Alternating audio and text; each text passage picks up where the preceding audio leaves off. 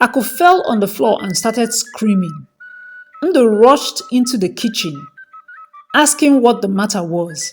Ako cried hysterically, saying Amaka had slapped her twice and punched her belly. You know what? This marriage is over. I cannot deal with the stress of having two wives, so you will pack your things and leave right now. And together, Ako and Ndu dragged her out of the house and closed the door behind them.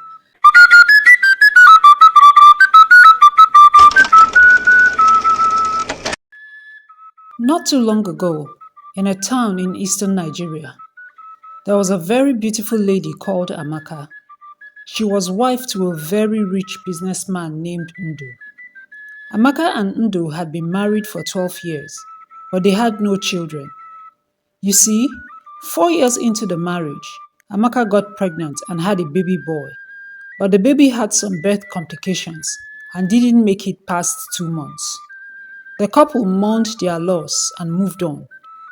They tried to have more babies but couldn't. They tried IVF twice, but that failed too. Amaka was a very nice lady. In fact, too nice to a fault, and her goodness would be her undoing. One day, she drove to see her tailor. Highlighting from her car, she noticed a group of people shouting and attacking someone. She moved closer, and as she did, she could hear a woman crying and begging for her life. She moved closer to the crowd, only to see that there was a woman in the middle. She was sitting on the ground with a tire around her neck, crying and begging for her life. Some people in the crowd were throwing stones and chanting, "Thief, Ole, Ole, you go die today." Amaka asked the lady in the crowd what the woman had done. The lady said she had stolen a loaf of bread from a nearby shop. On hearing that, Amaka pushed her way into the crowd, pleading for the stranger's life to be spared. The mob tried to push her out of the way, but she knelt in front of the lady, pleading, saying she would pay for the bread. Another voice in the crowd joined Amaka in the plea. After a while, the crowd had mercy on her. Then one by one, they walked away. Amaka lifted the tire from her neck and tried to help her to her feet, but the lady knelt down and in tears, she thanked Amaka for saving her life. The stranger's name was Ako. She was a homeless beggar who had been living on the streets for over 2 weeks. She told Amaka that she had moved from the north to live with her friend, but she lost the address and contact when she got robbed at the park on the day of her arrival. Amaka had pity on her. She asked her to wait outside while she went to see her tailor. When she was done, she took her to a nice restaurant and paid for her meal. Amaka offered her accommodation. She said Ako can come live with her until she reconnects with her friend. And so, the stranger Ako, whom Amaka knew very little about, went to live with her and her husband. Ndu didn't care. His relationship with his wife had been on the rocky side for a while. Their childlessness was beginning to wear and tear their relationship. Amaka was very nice to Ako. Once again, too nice to a fault. She did not bother to ask simple and yet important questions to know more about the stranger she brought into her home. She gave her clothes, she gave her jewelries, and even offered her a job at one of her boutiques. In a short while, Ako, the homeless beggar, had gone from looking dirty and tattered to looking clean, presentable, and attractive. She was beautiful. Amaka, in her ignorance, did not see the possible harm she could be doing to her relationship. In the mornings, she would drive to the boutique with Ako. In the evenings after business, they would drive home together. Sometimes, when Amaka had appointments or meetings, Ako will go home alone. They became close, or so Amaka thought. She had been living with Amaka and her husband for over 4 months, and according to her, she could not remember what was written on the address which her friend had given her.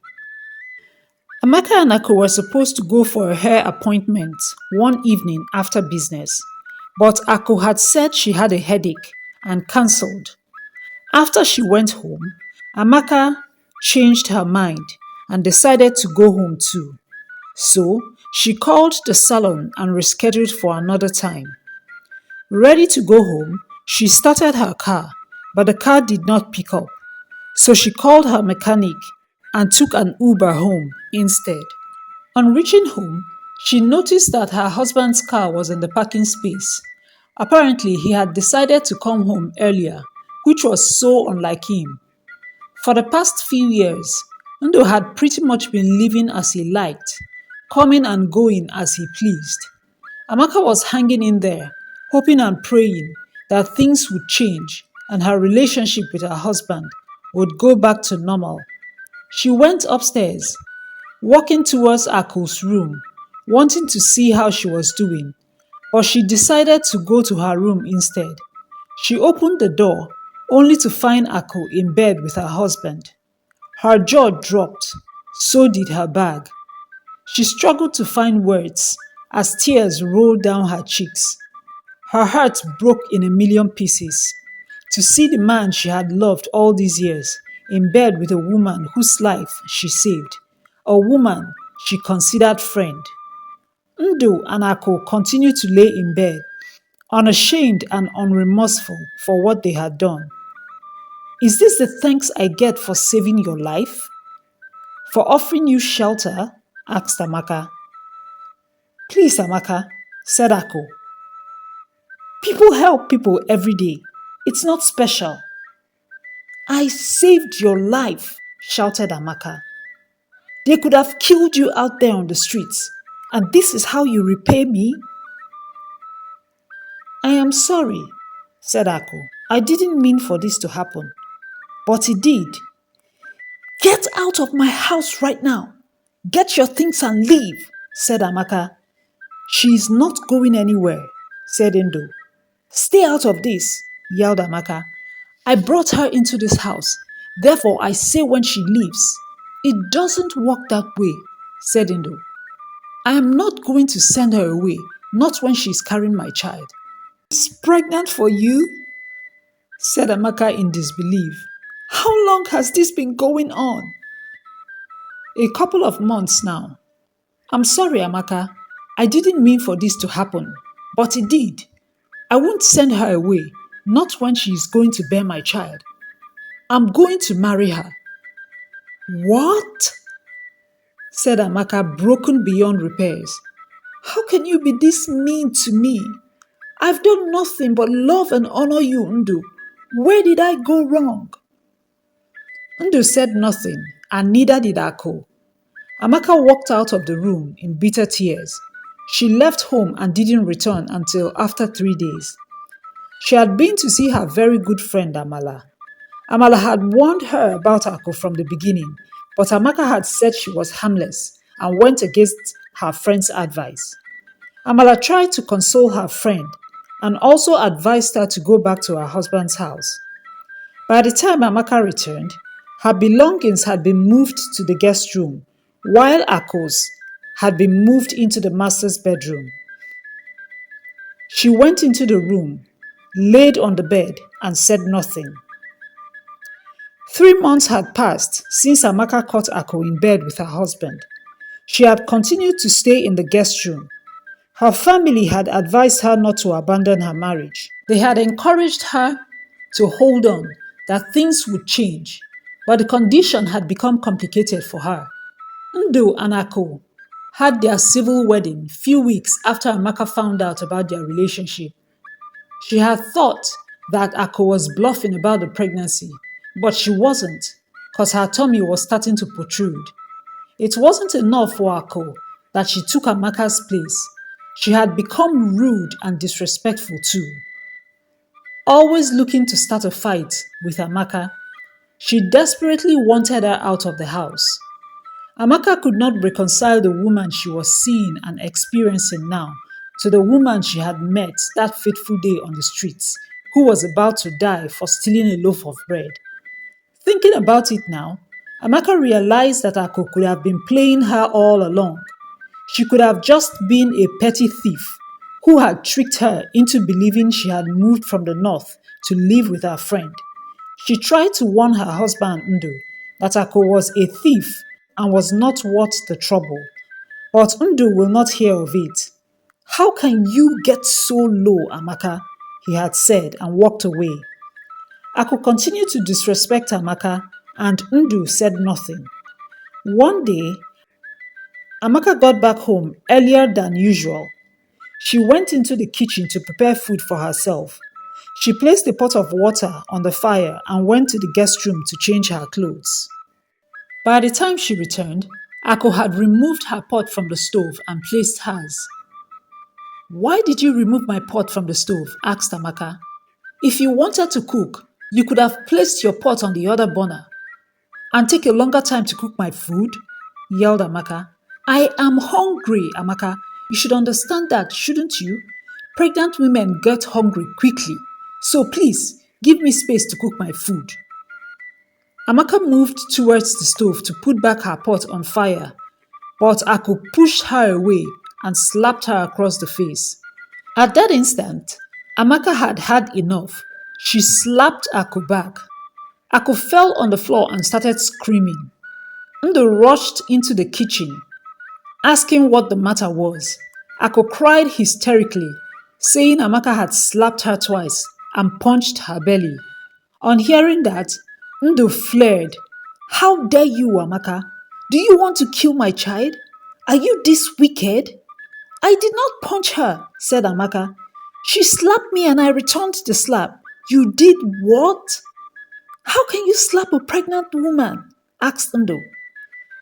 "You know what? This marriage is over. I cannot deal with the stress of having two wives, so you will pack your things and leave right now." "I am not going anywhere," said Amaka. "Please, Ndo, we built this home together. Can't you see what she's trying to do?" But Ndo was not listening. He took Amaka by the hand and led her out of the kitchen toward the entrance of the living room.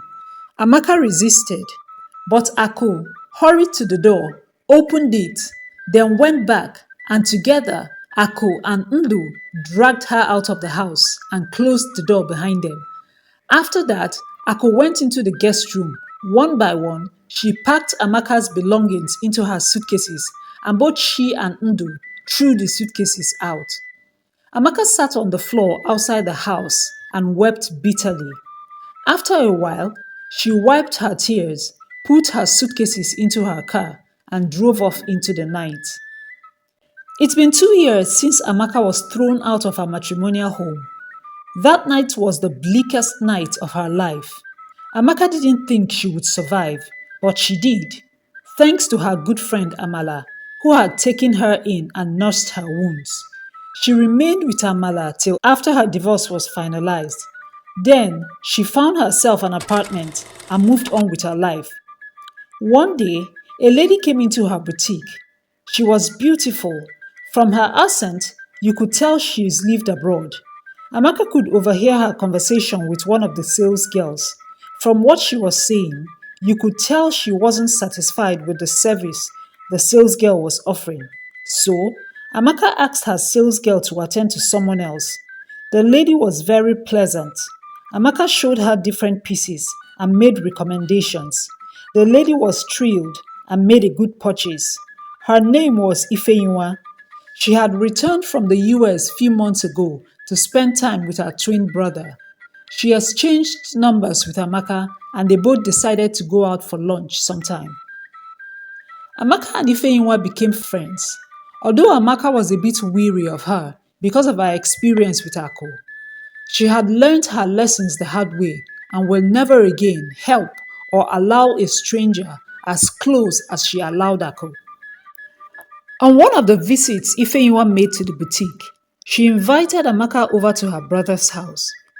She said she wanted her brother to get to know Amaka, but Amaka declined, saying she wasn't interested in any relationship.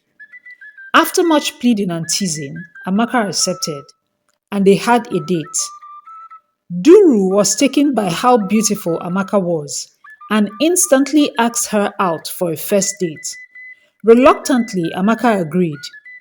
After 5 dates, over the period of 4 months, Duru and Amaka officially became a couple. Ifeyinwa was glad for her brother. He had suffered a broken relationship which should have ended in marriage. As it happened, Duru's housemaid at the time had seduced him 2 months to his wedding and claimed she was pregnant for him. Uche, Duru's fiancé, had found out and ended the relationship. Unable to keep her lies, the housemaid had stolen 150,000 naira from Duru's drawer and had written a letter saying the pregnancy was a lie, that she had hoped Duru would marry her and bring her into wealth, and somewhere along the line, she would fake a miscarriage. Since Duru did not propose marriage, but instead demanded a medical checkup, she stole the money and ran away. Amaka had stopped seeing Duru after she learnt of his last relationship with his housemaid, and given her experience with Ako, she wasn't ready to start up another relationship where her man would be tempted by another woman and he wouldn't be able to control his emotions. Amaka had told Duru and his sister Ifeinwa of her failed marriage and said she wasn't ready to go through that experience again.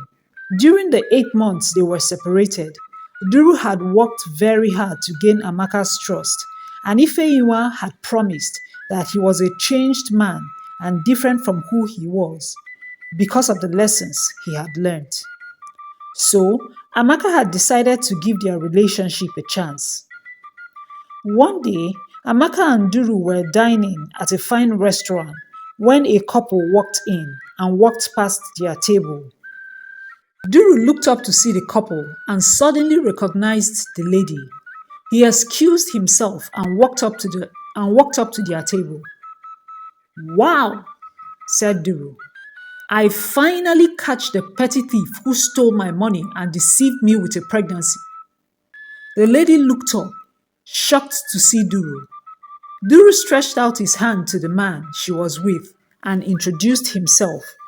The lady stood up abruptly and started to walk towards the exit, her companion fast on her heels, demanding an explanation. Amaka turned around to see who Duru was speaking with, only to realize that the couple who walked past them a few minutes ago was Ndo and Ako. In disbelief, she stood and stared at them. Ndo and Ako stopped for a moment and stared back. Ako left the restaurant, ashamed of facing Amaka. Ndo stood there for a while, staring and saying nothing. Then he left. Duru confirmed to Amaka that Ako was the housemaid who had scammed him. Amaka sat down with a laugh.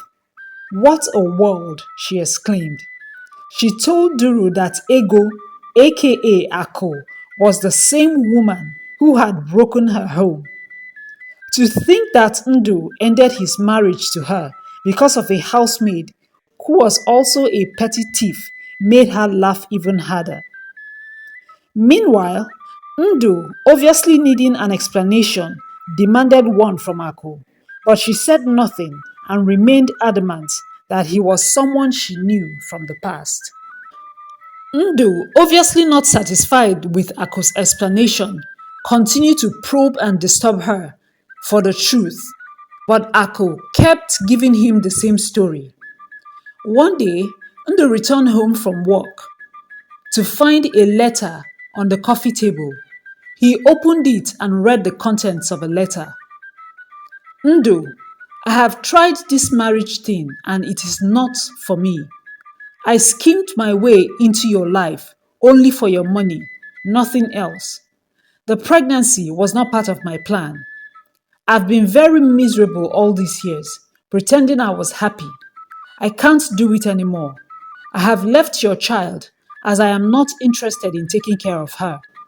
I have also taken one of your debit cards and withdrawn all the money to help me look after myself and start another life somewhere else. I hope you can forgive me. Goodbye." Ndu sat down in disbelief. How foolish had he been to end his 12 years marriage to Amaka, all because of a petty thief.